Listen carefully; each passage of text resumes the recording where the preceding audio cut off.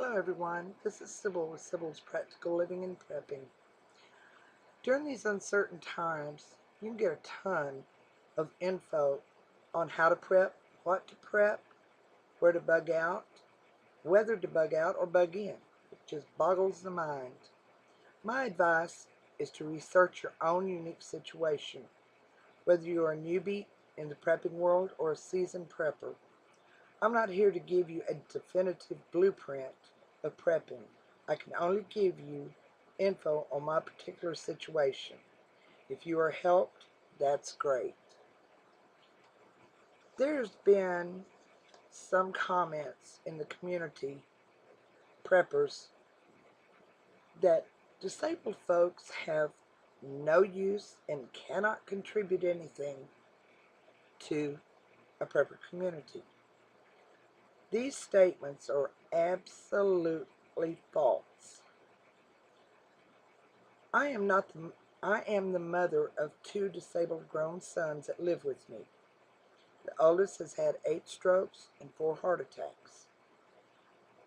He has 2 types of amnesia, and my youngest son has had 4 strokes, and he was left paralyzed on his left side. He has no problems with his memory or any type of brain problems.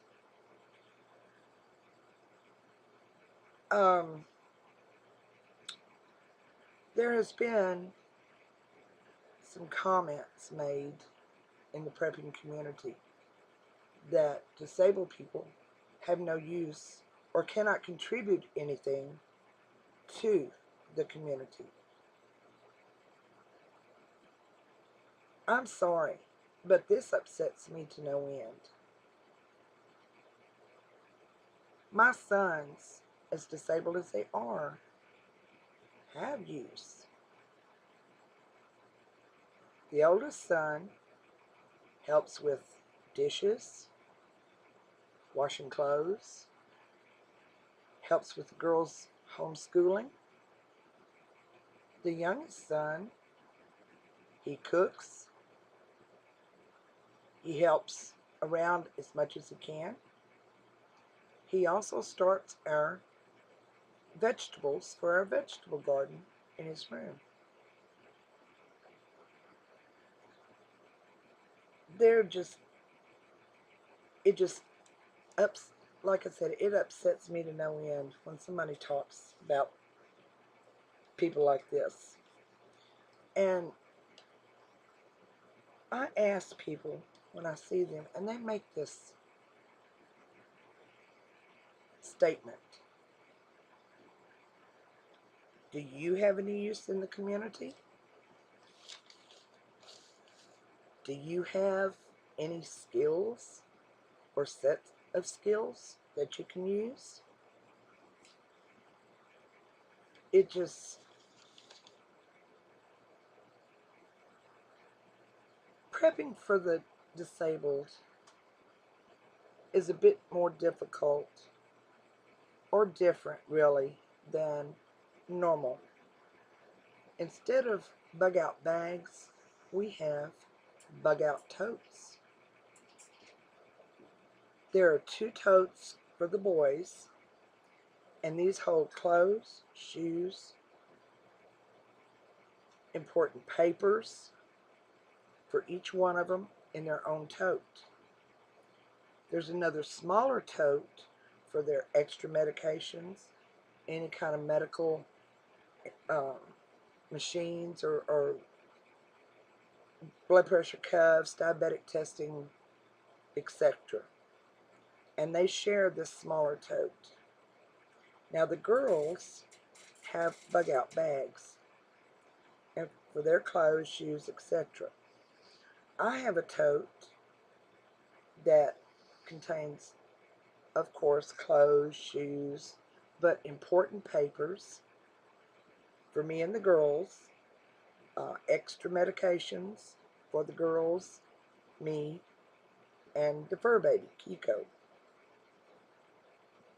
I count on everyone in my household to keep me going and to do their job. Whenever I holler, bug out, the girls grab their bug out bags, they go to the car with the dog right on their heels. My older son grabs my tote and his tote and takes them to the car. The younger son grabs our seed bank, what other seeds we put in there besides the bank, plus his hand tools. And that is his job, is to get out here so we can get him in the car or the van. Now, I know some of you are going to ask about the dog's food or the fur baby's food. We have food for her. There's no doubt about that. Now, we have our food also. I have about, I'd say 3 to 6 months worth of food that we store in the van. It's dehydrated, so the heat will not hurt it. I carry 5 gallons of water, and also we have plenty of areas on the way to bug out location in which we can get water. It can be sterilized. We have the straws, and once we get to the location, we have a creek.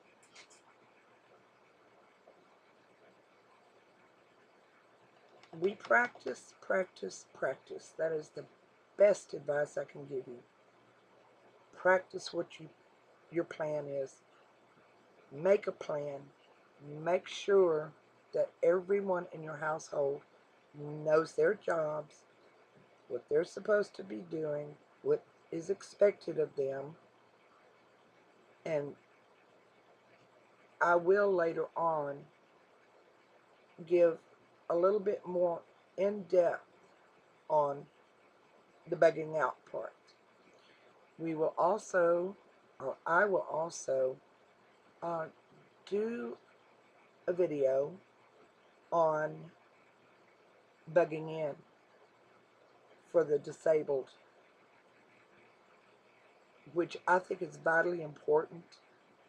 You just can't find anything on the internet about this.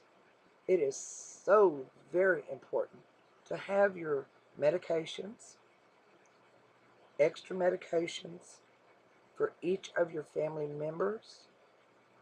Have them ready to go in any situation, be it a hurricane, economic collapse, whatever the situation is. We need this. Each and every one of us needs to practice this. I know prepping is a very, very vital part of everyday life.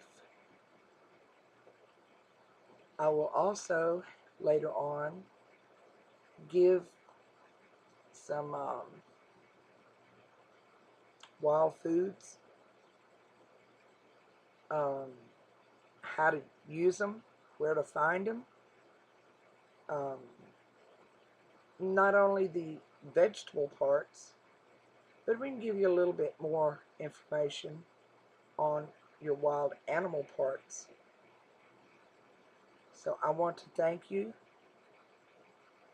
and please leave any questions or comments in the description below. I will be doing a live feed to answer any of your questions that you have. So make sure that you write them down. And I certainly thank you, and I love you all, and I appreciate it so much for allowing me to be part of your prepper community. God bless you all. Be safe. Thank you.